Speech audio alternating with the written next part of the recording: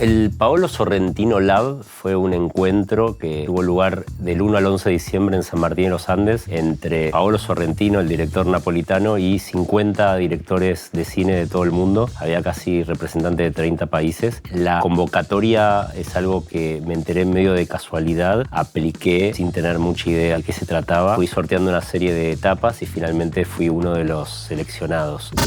El Paolo Sorrentino Lab es un evento que organiza una productora de Barcelona que se llama Playlab, que ya había hecho en el pasado encuentros similares en diferentes lugares del mundo muy particulares, con directores como Pedro Costa, como Kiarostami, como Herzog, como Apichatpong, y siempre eligen un lugar bastante aislado. La verdad que el combo entre Paolo Sorrentino y San Martín de los Andes y la posibilidad de un certamen que consistía básicamente en experienciar y salir a filmar era algo que me trajo inmediatamente. Poder tener la posibilidad de hacer una especie de retiro artístico como este era algo que parecía muy motivador. Consistía en la combinación entre estar en ese lugar maravilloso como San Martín de los Andes con un director cuyas películas son tan únicas y tan particulares que uno le da muchas ganas de desentrañar y entender cuáles son sus lógicas de construcción, y también sumado a que era una experiencia no teórica sino totalmente práctica, en donde los 50 directores teníamos la misión deportiva y casi como una suerte de Survivor, de reality show de supervivencia. Teníamos la misión de buscar locaciones, conseguir actores, filmar, editar y mostrar en esos 11 días cada uno su propio cortometraje, con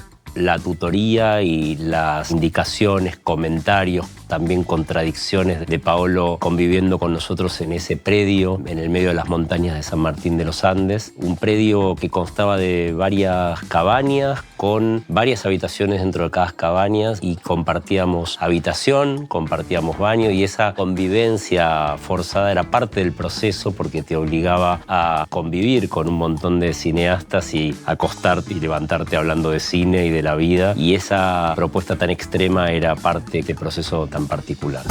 Cada uno de esos 50 directores, que venían, como digo, de procedencias muy distintas y con backgrounds también muy distintos, con experiencias muy diversas, cada uno se lo fue tomando de una manera muy personal y muy particular. Algunos pretendían armar un corto que los presente como cineastas, otros, en cambio, y este es mi caso, me lo tomé como una oportunidad de oxigenación artística. La verdad que lo que quería era recuperar cierto espíritu amateur que tuve en mis primeros cortos, y es algo que me hizo muy feliz, manejando todos los equipos yo solo y teniendo que contar una historia con esas restricciones, esas reglas que planteaba la organización, que eran muy claras, que consistían básicamente en no traer una idea previa, sino en encontrar tu historia a partir de las locaciones y de los personajes que te encontrabas en ese mismo lugar. La segunda era que tenías que hacerlo solo, no tenías que contratar equipo técnico, ni tenías que tener demasiada ayuda. Y yo diría que la tercera regla tenía que ver con someterte sin ningún tipo de susceptibilidad a los comentarios, críticas de todo el resto de la delegación y del mismo Paolo, que por suerte y de manera honesta tuvo varios encuentros durante este proceso con cada uno de nosotros, en donde nos decía sin ningún tipo de reparo lo que le parecía. A partir de toda esa experiencia pudimos de alguna manera ir exprimiéndolo y tratando de entender cómo es que piensa un cineasta como Paolo Sorrentino, que hace un cine tan único, tan personal, que es algo muy difícil de transmitir cuando un cine es tan personal, un cine que es capaz de lograr una fusión muy difícil, que es entre lo bello, la melancolía, también la tristeza que encuentran esas imágenes y lo monstruoso de todo eso. Y algunas de las conclusiones que sacamos, que aprendimos muchas cosas de cómo él lo piensa, pero una tiene que ver con que el director, dice él, es alguien que resuelve problemas. Generar ideas es un músculo, o sea, es algo que se genera trabajando. Él decide la puesta en escena de sus películas en el set, la locación y los personajes le sugieren la puesta en escena y los movimientos de cámara y el lente que va a elegir. Y eso habla de una gran capacidad de observación y de una cosmovisión muy personal de cómo ver el mundo.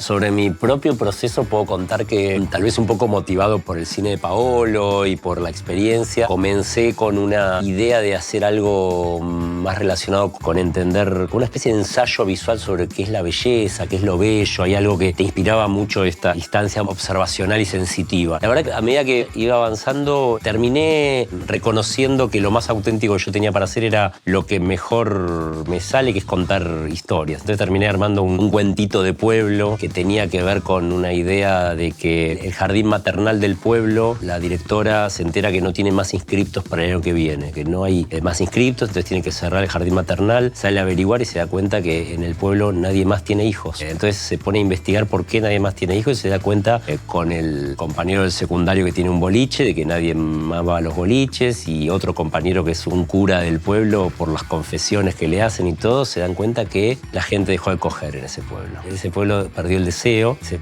proponen la misión de hacer que la gente en el pueblo vuelva a coger. Primero una gran fiesta, fracasa, hasta que terminan armando un gran apagón en el pueblo para que la gente deje de mirar los celulares y las pantallas y vuelva a encontrarse. Y un final que lo verán si algún día tienen acceso al corto. Espero que sí.